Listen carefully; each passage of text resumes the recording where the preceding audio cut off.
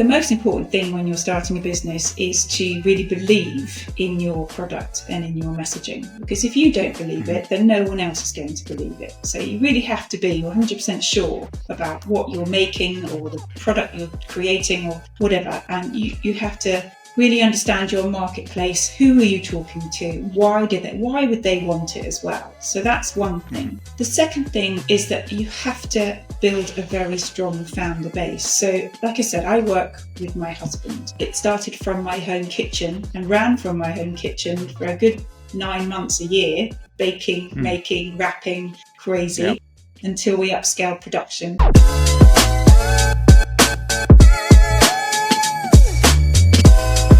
Welcome to Ride to Success, the podcast that takes you on a learning journey to more productive, creative, and active life through the power of the bike. I'm your host, Pedro Couto Lopes. You can find me on LinkedIn under my own name. I'll leave a link on the show notes. And today we are exploring how real food, real movement, and real community can transform not just your performance, but crucially, your longevity, your well-being, and the way you show up in the world, with someone who lives and breathes that same philosophy. My guest today is Lara Giusti, co-founder and head chef at Veloforte. So stick with us until the end of the episode because there are a few crucial lessons that we're going to touch on this conversation. To start off, we're going to unpack the truth about natural versus ultra-processed sports nutrition, behind the scenes look at how Veloforte was born, the entrepreneurial wisdom on building a meaningful brand, balancing family business, and a deeply personal exploration of longevity. Not just living long, but living well, physically, mentally, and creatively.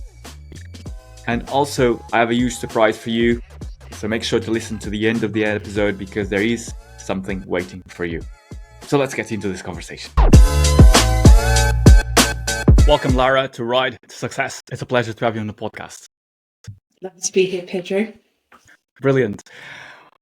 I want to get started with a question that's quite open, but I hope it frames a little bit the conversation we're going to have today.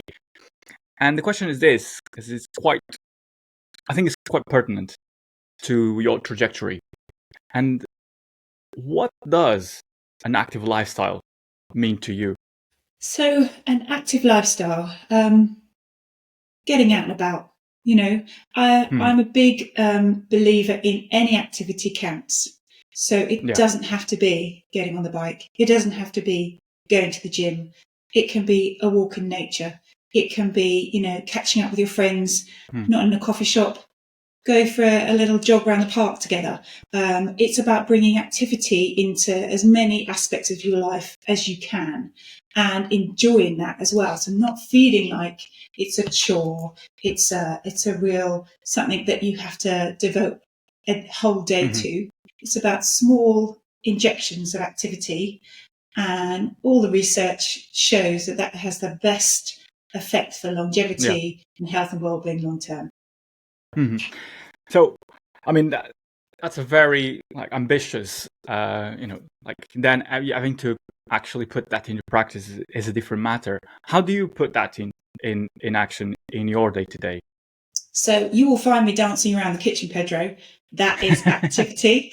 Any option, get up. We have Veloforte, we're a remote working company. We have lots of meetings online, and we've decided that if you can have a walkie-talkie meeting, get up, get away from your desk, and move. And then it's a wonderful way to discuss ideas and approaches. Whatever you're bringing out, maybe it's a new product, maybe it's a way to talk to your audience. It's a fantastic way, just walk and talk. So we've started to do that more and more. And that's a great way to get your steps in. It's a great way of getting fresh air. You're getting, sunlight in your eyes, which is super important to waking your brain up and telling your body that it's daytime rather than us living in our dark little holes online. And so that's what we're doing. So every opportunity, get up, move around, breathe the fresh air as much as you can. And also, if I also go to the gym, so I'm over the age of 50. I hear the gasp. And so strength and well-being goes hand in hand as we age. So I do resistance training. I make sure I prioritize strength training into my week. I also do HIIT training. So again, cardiovascular fitness is key to healthy aging and longevity. Yeah. So that, with making sure I'm getting up and about, talking to people, moving around, that's how I occupy my active week. Yeah, I mean, so it does highly resonate with me because it's being active, moving, it is whatever movement you choose to do, and obviously combining that with being outside. That's where you get natural light, and you can go into nature, and that for me it re-energizes me, like going for a walk in nature, on a forest, on a park. That's alone, after a day of work, or just as a way to like de-stress, is brilliant for me. I don't even need to go for a bike ride. A walk in nature, it helps massively to boost morale, boost my energy levels. But then, exercise, movement alone is not enough. You need to pair it with, healthy, balanced diet. And I think that's where we brought to bridge here, Veloforte. And I'm interested.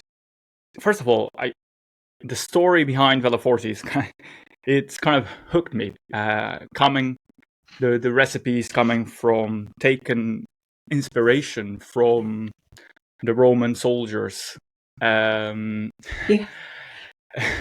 That using that. Think what you could do. I mean, they conquered the New World. Think what you could do. It's amazing. Exactly. Using that, raw fruits, nuts, anything that they could get their hands on to give a nutritious kick and boost of energy. Now we're going to get to that, but it's what I wanted to acknowledge here is that the fact that healthy, balanced diet, it's important to pair it with movement, with exercise. Otherwise, something is not really balanced there.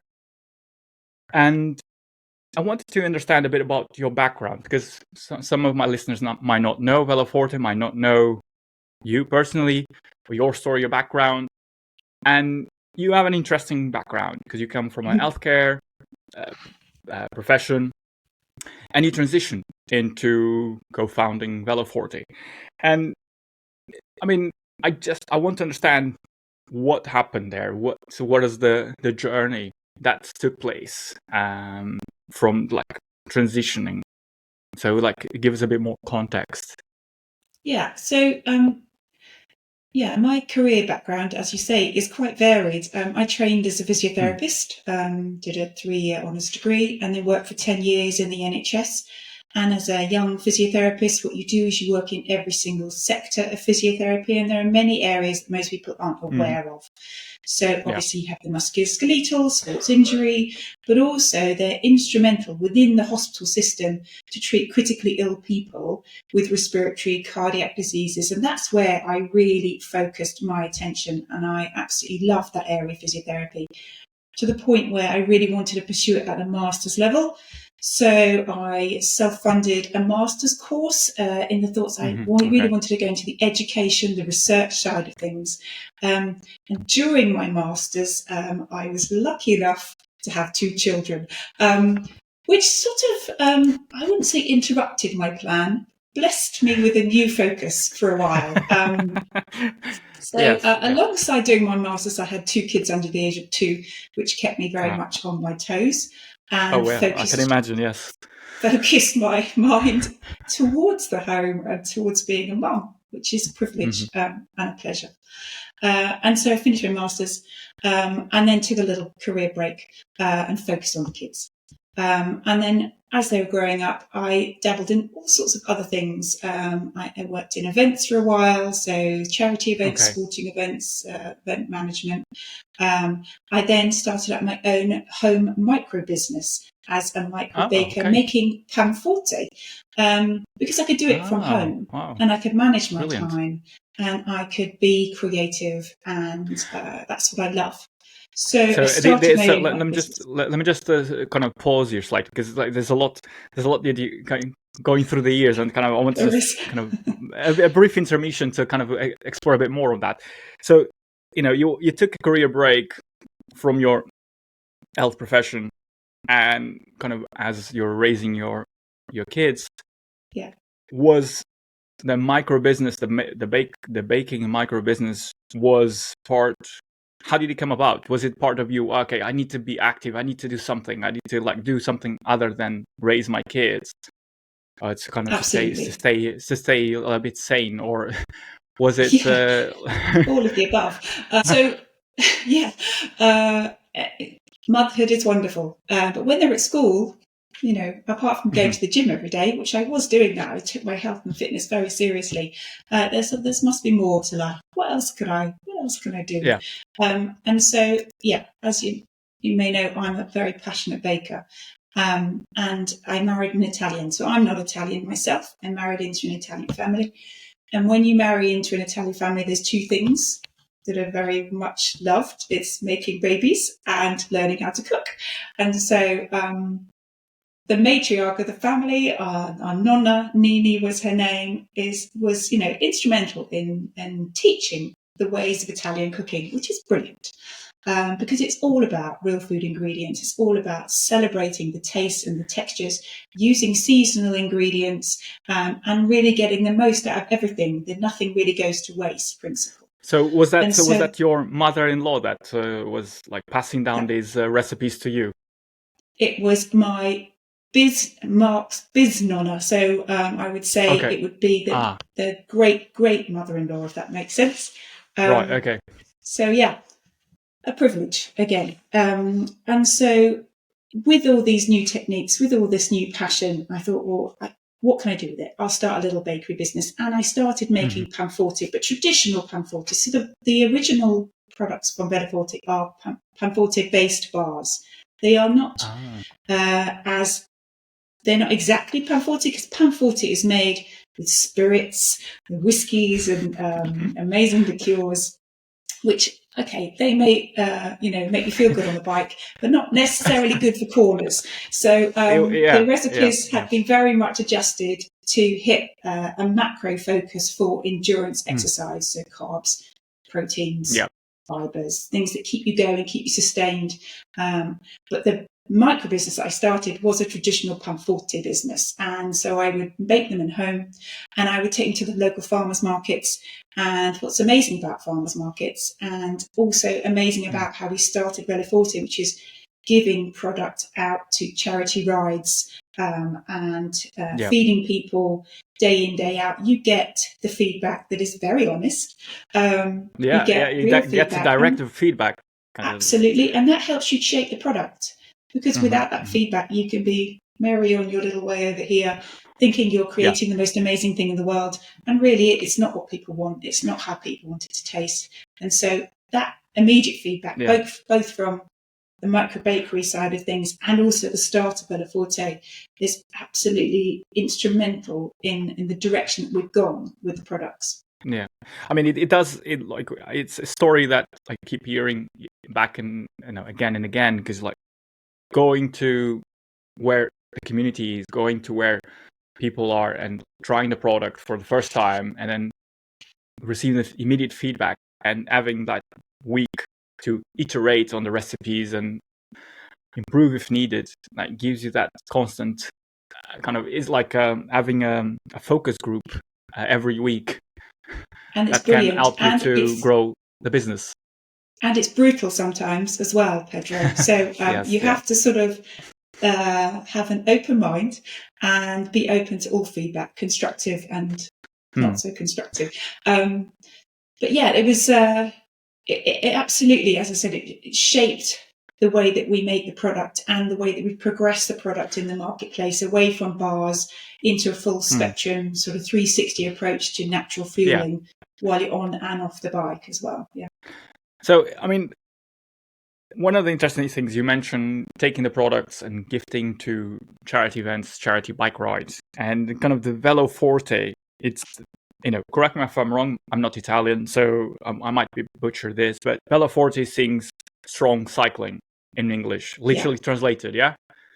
So yeah, cycle strong, yes. But velo could be speed. It can, velocity. But I came up with a name, so that's what. Yeah, Veloforte was definitely cycling strong, and that's where the bars were generated to feed my husband really and me on my cycle rides. But that was the main focus at the beginning of the business, and now we do, as I said, full spectrum products to suit any athlete. So yes, what was the you mentioned feeding my husband, like and feeding yourself as well. I just want to unpick that, like why did you say that? Was your husband cycling, or was it like is a keen cyclist? Can you give me break down that a little bit? Yeah, so my husband is my co-founder. There's three co-founders in Veloforte, Mark being one of them, and Steve being our third one, which I'll come on to Steve in a minute and how we found him, which is a good story. Mark, my husband, was actually very ill and had to have a major abdominal operation, and he used cycling as his route back to fitness, his recovery route. And he was finding that he simply just could not stomach the generic sports nutrition that was out there in the marketplace. So he was under fueling and coming back in a terrible state. And so the reason why Veloforte was born, we morphed the Panforte recipes to suit his cycling.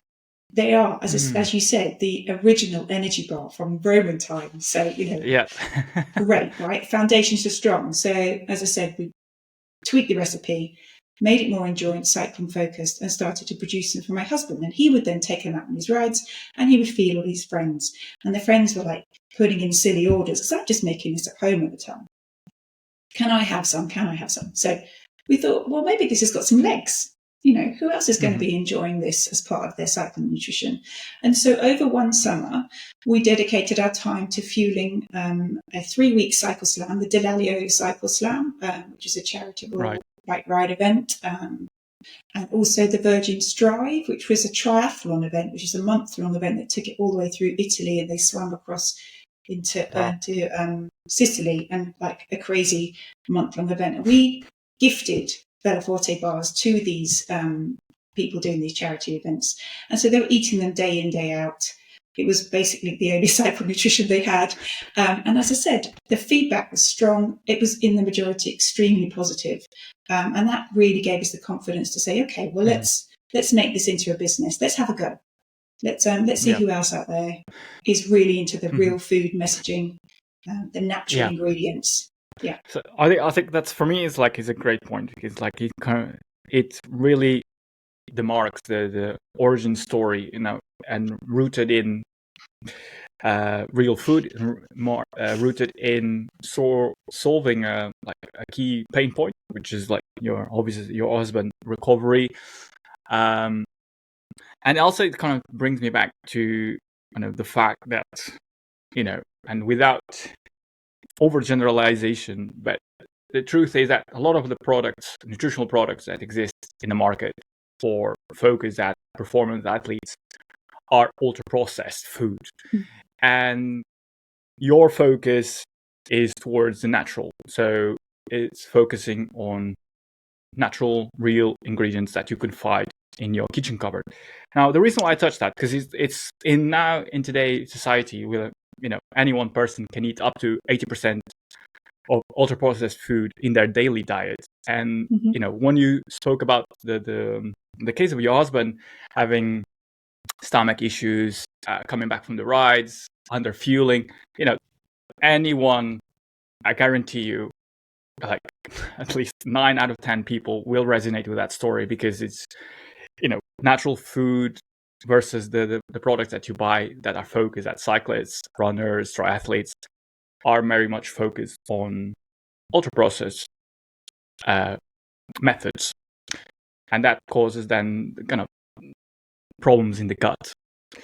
Now, what I'm interested in trying to understand here, because you coming from, your nonna, kind of passing down these recipes that are focused on natural ingredients, natural cooking, having the Romans as inspiration, and then you combining these as like ad hoc kind of micro business going and testing and in the market stall. There is a balance here, where you could say, well, there is an element of improvising, seeing what works. There's an element of a real focus on producing with natural ingredients, kind of scientist almost. But then there's also another element of being an entrepreneur. Well, we found an interesting need in the market. People are actually coming back to us and saying, well, we like this. Can we have another one? So there is a need in the market for the projects that you're creating. So what I'm interested to getting at is one is, and I'll focus first on the first question, and then I'll move on to the second one without throwing questions at you. You're well, is how do you see yourself? Do you still see yourself as like a chef constantly improving, or do you see yourself now as an entrepreneur, or how do you see yourself, or is it a mix of both? It's definitely a mix of both. It's definitely. I see myself. I'm a creative challenger. I would see myself as a creative challenger. So I want to challenge the industry norm. I want to make it easier and spread the awareness of you being you can fuel your performance with real food. You can. You don't have to compromise. You can eat well in 80% of your diet, and also then not break that habit when you're on the bike. So I want to challenge the norm. And I also see myself as a bit of an alchemist as well. And I love the definition of alchemy, which is like making something magical out of normal and natural ingredients. So yes, I love playing with textures and flavours and challenging your taste buds as well, because I think half of the battle of fueling consistently is wanting to fuel, the motivation to fuel. And if you're carrying a gel in your pocket or a bar that doesn't tick your boxes, tastes disgusting, upsets your stomach, the likelihood of you fueling adequately with that is very low. If you're carrying fuel in your pocket that you enjoy the taste of, it doesn't upset your insides, that it fuels you adequately and actually improves your performance when you take it regularly, then you're going to look forward to that fueling moment. It's the motivational boost you get, and it should be a reward. Working really hard. Why would you punish yourself with something that tastes horrible and upsets your insides when you can do the alternative? It's not a compromise. You can have the performance from natural ingredients. And that's what Veloforte is all about. It's just about the spotlight on there's a different, better way. So have a go, have a play with Veloforte and see how you feel. Yeah. I mean, the second part question to this is because, obviously it's a brilliant creative challenger, alchemist, all grand words, but at the art of it is still very much someone as a team, like trying to forge a way forward as growing a business. So what I'm interested to find out is what has been the biggest learning curve as an entrepreneur, working with your husband, working with your business partner, the trio. And because I think a lot of people listening, well, it's you have kind of a founder-led business that has grown now to a global brand. How do you survive?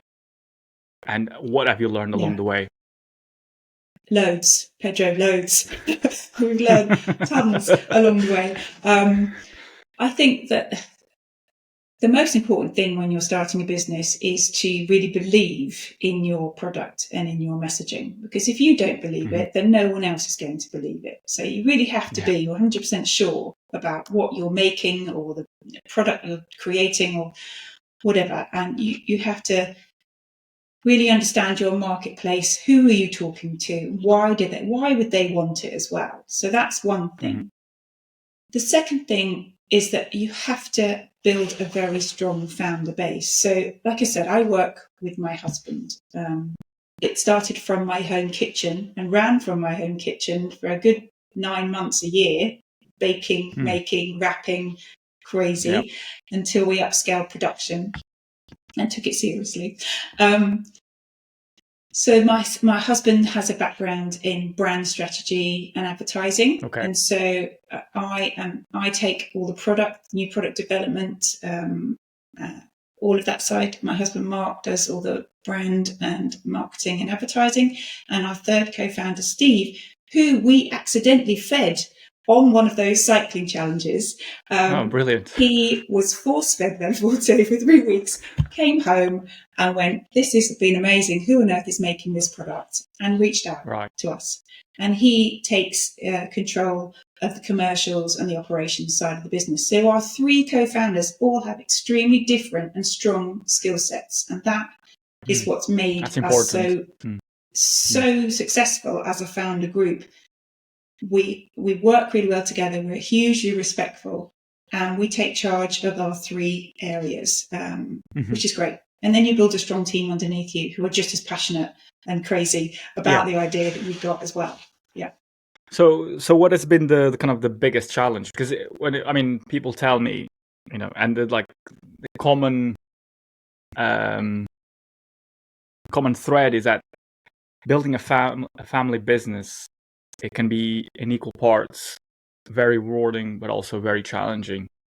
What has been the biggest challenges? Exactly. That's exactly. You never get. It's not. Oh, it's 5:30. Time to clock off. None of that happens. The conversations continue over the dinner table. They continue with breakfast coffee. There is no off switch, and that's really hard. Have the kids when you been work involved now with your husband? Yeah, it's hard. So have your kids already been roped into the business? Oh, they're brilliant. They've grown up with it. So when we started Veloforte, they were in there, just 10, 11 years old. And so they were very much part of it. They even, in the earlier stages when we were in the farmers markets, they would come along and they would help me behind the stall. They are now my chief product taste testers. They don't mince their words on feedback, Pedro. It is very honest. So they're good. And they love it. In our early stages, they helped us pack boxes, take them down to the post office. We have grown brilliantly and slowly and carefully over the years. So from being very much a home-based business, we now have a warehouse in the Midlands that does all our dispatch, or our pick and dispatch.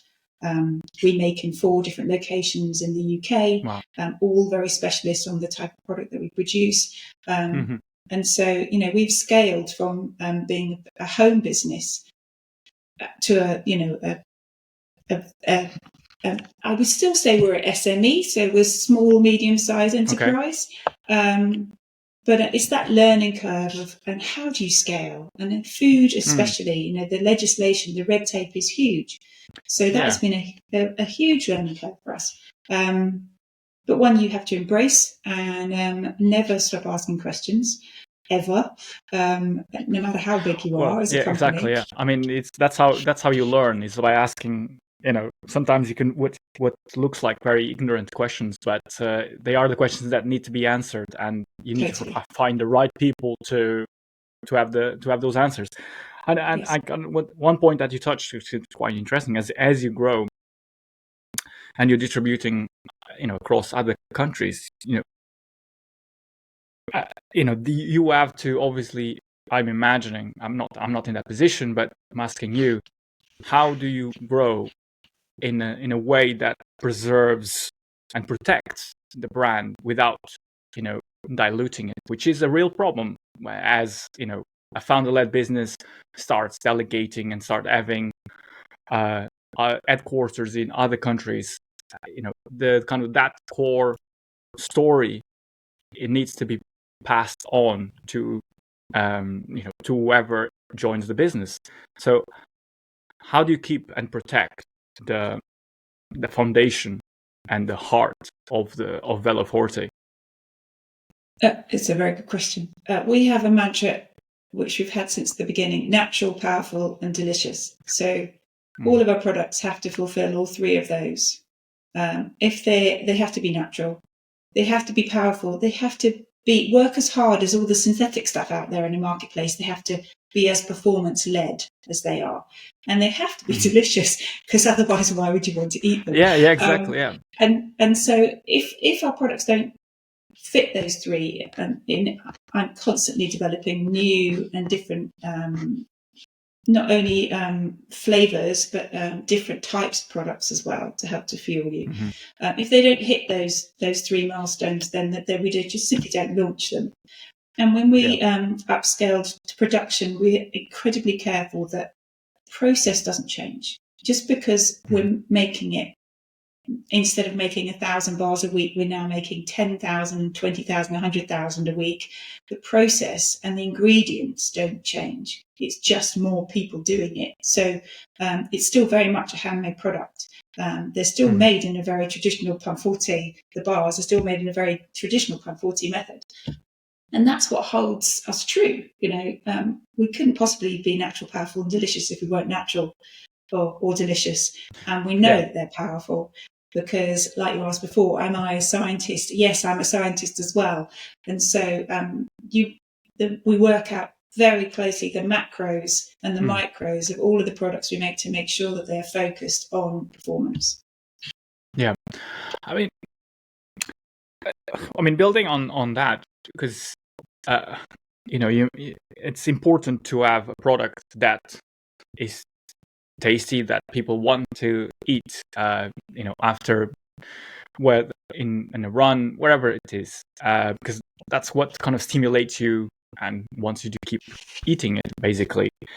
And no amount of marketing can compensate for a bad product. If you have a good product, people will do most of the work of promoting it for you. Absolutely.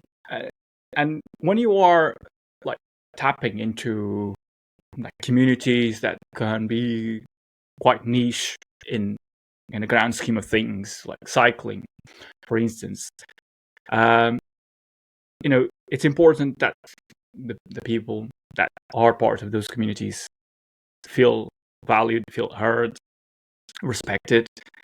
And you mentioned that you are also a scientist, so that there's a fine balance in providing all the nutrients. So my question is, how do you design products? Do you ever kind of are wanting active feedback to develop new products, or are you developing the new products and then putting it back to the communities and saying, what do you think? So what is the process? Do you lead, or do you let yourself lead by the communities? So we do both. We have an amazing ambassador group of Veloforte. They are super fans and super users. And again, they will tell us what they want. So if we're missing something in the range, they'll say, we really want to have X that you don't make already. Can you do it? And the question is, potentially, yes, we can do it, but can we do it naturally? Can we make it natural? Can we make it powerful? Can we make it delicious? And so I will be off ping-ponging in lots of different directions, looking to fulfill our ambassadors' needs and our community needs. We get a lot of lovely feedback and constructive feedback through our review system.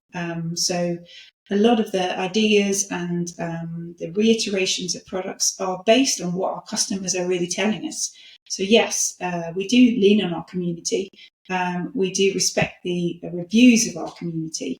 And yeah, they do shape what we make. Mm-hmm. And I mean, with I guess my follow-up question for that is that, coming from a culture, Italian culture, very, very much centered around food, around family values, there seems to be adoption of that kind of that belonging, coming to a table to eat food, to share stories, share connections. Family lunch, is very much is happening around food.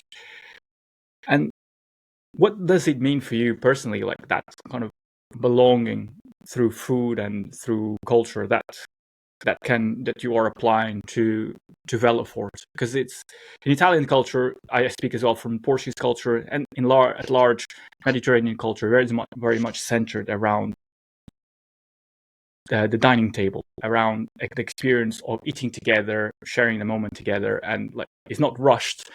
You sit down, have a proper meal, chat, and that can take 3 to 4 hours, whatever it is.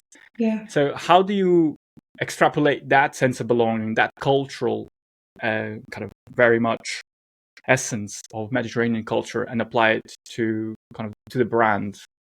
So I think what's really interesting is that a lot of our new customers are word of mouth, or because somebody has shared their product with them. So they've been on a ride, they've been on a run, they've been out on, and the person has shared their Veloforte products. And in that moment of, I'm helping you fuel, or try this, it's really great, or that, I'm feeling stronger when I fuel like this. And I think that sort of, that friends, family, that the connection that you make when you share an experience and when you share food is very rewarding, but also it sticks in your mind, doesn't it? It's a moment in time, and that sits with you and it resonates over a period of time. So yeah, we are, we grow by word of mouth. We do advertising as well, but generally, yes. our customers, we're a business. Our customers are our best advocates, are our best advertising, because they're so happy with what they're eating, how they're fueling, how they're recovering, their regimes that they're having. It might be the breakfast that they have. They might have some overnight oats that Veloforte done beforehand. It might be while they're on the bike. It might be their recovery protein shakes. However they're feeling positive about what they're consuming, and then they're sharing it with their friends and their cycling groups and their communities. And that's the biggest compliment we can have, that somebody enjoyed it, felt the difference, felt the performance uplift so much that they're willing to give them the last chew, out of the pack. It's super important for us. I mean, I think that's how you foster belonging, you're fostering a culture, and ultimately a community grows around it. You don't get to shape community. The community, the group of people decide who they bring in, who they adopt, what brands they want to talk about, and it's a very privileged moment when a brand can enter the lexicon of a community, and then be part. We use this and we are proud of that. So that that's a huge moment for a brand to be part of people that want to share that. So it's interesting that you mentioned, obviously you're a business, so you have to have multiple channels for advertising, but a good deal of that comes from word of mouth, which is where the real kind of gold sharing and promoting comes from, in terms of brand credibility and there's huge trust in that, isn't there? Trust, exactly. Yeah, because it is, it's also, at heart we want to, when I say we, I'm talking about humans. We want to bond with other people, and bonding comes, obviously, unless you are a sociopath, it comes from wanting to connect in a meaningful way. So you want to have something that can, people can see the value, when you are reciprocating with them. So I think what something that we haven't touched a little bit is kind of your medical background, and there's an aspect to how, and we touched a bit on this at large. I wanted to kind of dive in a bit more in from your experience, because food really affects, you mentioned energy. There's affects the lifespan, the health, and kind of ultimately the longevity of you as a human being. So, you, like, as a scientist, how do you create a balance that that puts all these elements together, so obviously the product can live up to these credentials? Well, food, and we say real food, which is crazy because that's just food, right? Why should we have to distinguish between? No, I mean, there is a real element. I think there's vegetables that you can grow and pick and eat. Then there's the processed food, like canned beans, for instance, and then there is ultra processed food, which are chemically engineered and put together to create some kind of nourishment. So there is elements. There is debatable food is nourishment.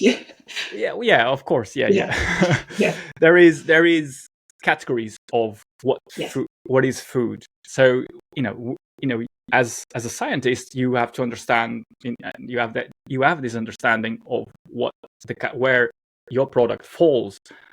So when we're talking about energy, recovery, longevity, there needs to be kind of a very precise knowledge of the quantities, of the ingredients, of the nutritional value of each part to make the whole. And us as a race, we have huge understanding of the macro and the micronutrients within food, real food, plants, fruits, animal products. We know what makes them up. We know how much protein is in a can of chickpeas. You say can, in a handful of chickpeas. We know how much energy is in an apple. So we can harness that. We can bring that information together to make products to fit your macro needs for endurance exercise. So if you're aiming for, 60 to 90 grams of carbs per hour, we can do that with real food ingredients. Of course we can. When you naturally dry fruits, you intensify their energy. And so you can parcel up all of those natural carbohydrates in a very small and handy package, pop them in your pocket, and you can fuel with them. You don't have to reach for the ultra-processed, highly modified starches that are really prevalent in a lot of the sports nutrition products out there. So, for example, an energy gel, which would normally be a mixture of maltodextrin and highly isolated fructose, as a general rule. You don't have to fuel with that. You can fuel with a blend of plant-based syrups. You can have date syrup, maple syrup, brown rice syrup, and they will give you the glucose and the fructose the same as these highly refined and isolated ingredients that are cheaper, more stable, easier to use in a product, but nutritionally, like for like.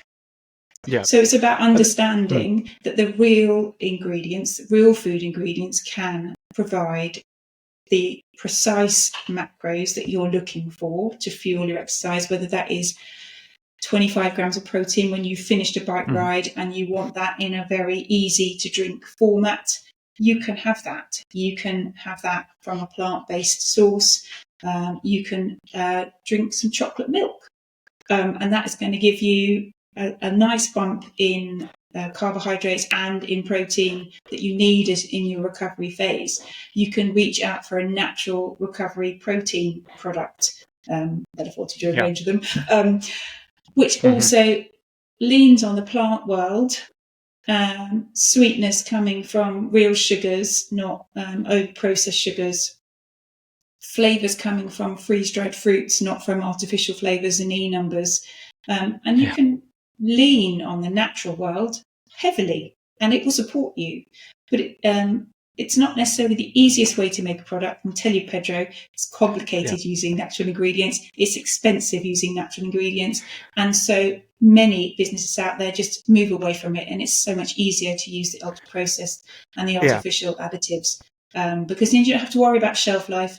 You don't have to worry about longevity of flavour and colour, because it's all artificially sustained. Yeah, I think you're right on the money there. Obviously, you have the experience of working in the production of all these products. One could argue that you know, and I think that this is kind of an interesting question to put to you, is that, you know, there is not a lot of money to be made just by selling vegetables, peppers, tomatoes, but there is a lot of money by selling it ketchup, whether, you know, because you are taking an ingredient and refining it, ultra processing it, and giving it a complete different kind of, is a different. It's not. It comes from originally from an ingredient, but it's something completely else different. But you can the margin that you can derive from ketchup versus a tomato, you're looking at 10, 100x versus selling the actual ingredient. And that's, you know, you rightly pointed out about the fact that you're competing against brands that are using synthetic products, ultra processed mechanisms to develop their products, their performance energy bars, for instance. And my question is, as a founder, as a scientist, entrepreneur, chef, like you said, there is kind of a crossroads where, well, we are competing, or are we not competing against these other brands? And when you are focusing on the natural ingredients, are you going to, what is going to be your strength? I mean, obviously, it's obvious that the natural ingredients, but what I'm trying to get at is that how is the growth of the business looking when you are competing against brands that are using processes that can generate more profit? Yeah, what you see is not, their products may be cheaper to make, but that doesn't mean they sell them at a cheaper price. So there are lots of interplaying things going on in the business world of sports nutrition. So we can be competitive on price. We absolutely can be. What we make a smaller margin. It doesn't mean it's going to cost you more to fuel naturally. So, as I said, zero compromise on our front. We will compromise on the amount of margin that we make on a product, but it won't compromise on the quality of the raw materials. And so what we want to do is offer our customer base, anybody out there in the active nutrition space, the option to fuel naturally. You don't have to, it doesn't have to cost you an arm and a leg above what everybody else is doing out there, but you will feel the difference. And it's not necessarily, you know, right now, if I gave you a Veloforte gel and I gave you a competitor gel, you would notice a difference in the flavour and the texture and everything else wrong with the Veloforte gel. But performance-wise, you would be the same. But what you'll notice in time is the health benefits of eating the natural food versus the ultra-processed ingredients in the others. And that's the thing. It's all about longevity. Yes, it's about performance on the bike, but it's more about how well are you going to be in 20 years' time? How are you treating your insides? How are you respecting your engine? Your body is your engine. What fuel are you putting into that? Would you fill up a Formula One car with muddy water? You wouldn't, would you? You'd want to choose the cleanest, most effective fuel. So why compromise when you're on the bike? Why? It's always blown my mind why people at the moment where they're pushing their bodies the hardest, they'll ingest something they would never do sat on the sofa. You would never sit there and go, do you know what? I'm going to eat that gel and I'm going to really enjoy it. Because you just wouldn't. So why do it when you're at punch point, right? So the benefits of using natural ingredients, using ingredients that won't upset your insides, that you know your body digests well, that doesn't cause inflammatory processes over a period of time, that respects your gut microflora, feeds your gut microflora with natural fibres, with a variety of ingredients, of real food ingredients. Long term, that's going to give huge health benefits. Yeah, no, for sure. I mean, that's it's proven, but there will be skeptics. You know, whether it is listening or whether, you know, at large, you know, there's. Let's do another one in 20 years, Pedro. Let's see how they're feeling. Yes, I mean, food is such a can be quite hot topic in terms of, and very polarizing. There's a lot of ways of approaching it because it can be very much a politicized topic, and it is attached to social economic factors. It is attached to cultures. So food is really, it's really a sensitive topic to discuss, and you things, discussions, arguments, it will flow each way, and everyone will have their point of view, and that they will be right about some things and wrong about others. But when the thing is, like, when you look at it from a scientific point of view and looking at longevity, then that's when you need that clarity. What you mentioned, that's the clarity you need to understand. This is actually factually better.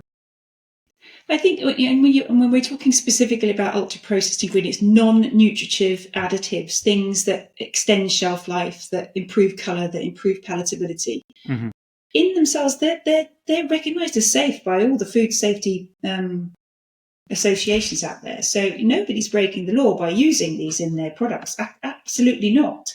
But what isn't understood is what happens over time. What happens when you accumulate these ingredients and you mix and match them in your body? So a colouring might be safe for you to eat. What happens when you eat the colouring with the preservative, with the emulsifier, with the humectant, with everything else?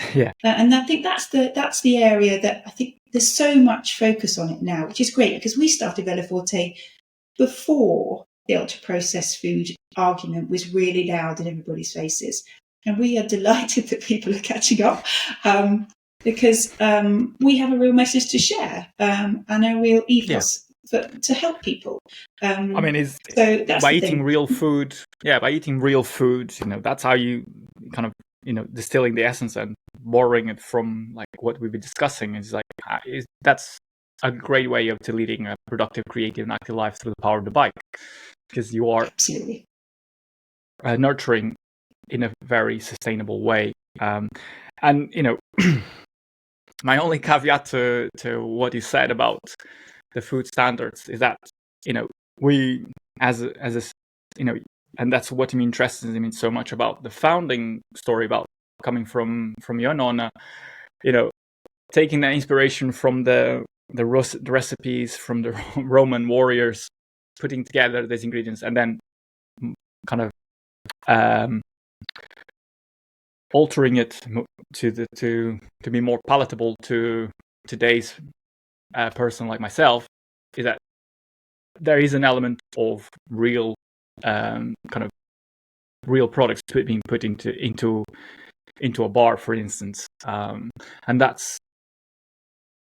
is something, that is a product that has been you have been, over the generations, your body, your gut has been adapted to deal with, versus numbers, versus sweeteners, versus whatever other ultra processed ingredients. But that's it's a discussion that requires a whole podcast by itself. Yep. So kind of, I wanted to frame this now around personal point, which is what is for you personally the relationship that you have with the communities that you serve, like whether it's cycling, running, triathlon, active people, gym goers. How do you see that evolving, kind of the balance between nutrition and lifestyle? Well, we want to be an integral part of everybody's active life. If you're going to the gym, if you're going on a bike ride, we would love you to have a Veloforte product in your back pocket and feel very empowered by that, and feel confident, and look forward to the fueling. So we'd like to be an active part of everybody's active life. That would be amazing. I think the buzzword right now, we've mentioned it a few times, is longevity. So it's about people really considering the impact of the things they're doing today on their lifespan. So if we can if we can instill something into the active community, it's about considering that. So like if you're a cyclist, so we would love you to eat clean. We would love you to also incorporate strength training, stretch and flexibility training, and really think about your recovery, nutrition to support muscle building, maintenance. We want you to think about the whole thing, not just the time on your bike, because we want you to consider what that time. Time on your bike is amazing, good for your cardiovascular system, great to clear your head, thinking time, amazing. Exactly. You're getting out in the fresh air, you're seeing all the things we've already talked about. But it's how that is wrapped up into your health and well-being in the long term. We work and support lots of charities and lots of local cycle clubs. We give them discounts. We'll turn up and do nutrition talks. We'll do tastings, because again, it's that sort of grassroots level. You need the information, the awareness to come from there. So we're very active in that space. If you yourself, any listener, has a bike club or a local gym, reach out to us. We'd love to hear about you. We'd like to support you. So we do a lot of work like that, because, as you say, community is everything, and awareness is so important. For sure, 100%. And with that, I wanted to kind of bring to a question that I ask of all my guests, and kind of hopefully nicely frames the conversation, which is, what does success mean to you personally? I dream of a work-life balance. That would be success. That would be real success. I'm working on it. I think, personally, well, it's really interesting, isn't it? So I'm an entrepreneur. I'm a business owner. That has a huge part of my life, but I'm also a mother, a wife, a daughter, a sister, a friend, a gym buddy. And I need to find time for all of it, and it's really difficult. So success for me would being able to, prioritize me in the whole picture, and working on it. Yeah. How's your life-work balance, Pedro? It's non-existent. It's really difficult because you, as you mentioned in your experience, it's difficult to balance. There's no real balance. For me, it's just trying to prioritize and focusing on what needs to be done right now, and I'll making sure I allocate time to my family, and that comes on top of my priorities. But when you balance work, family, your well-being, a podcast, raising a child, as I'm doing now, it's everything. You need to put everything together, but ultimately there are things that are going to be neglected because you can't dedicate all of your time to everything. So some things will, in my case, will just be neglected. And, for the time being, I'm okay with that, but I'll keep it in the back of my mind.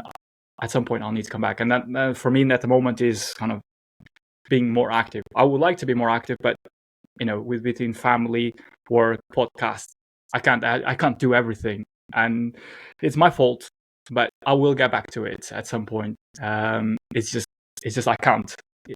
Time, I don't. When people say, "Oh yeah, everyone has 24 hours in their day," well, I was like, well, I don't think that's true. Yeah, technically we do, but some people have other responsibilities than just themselves.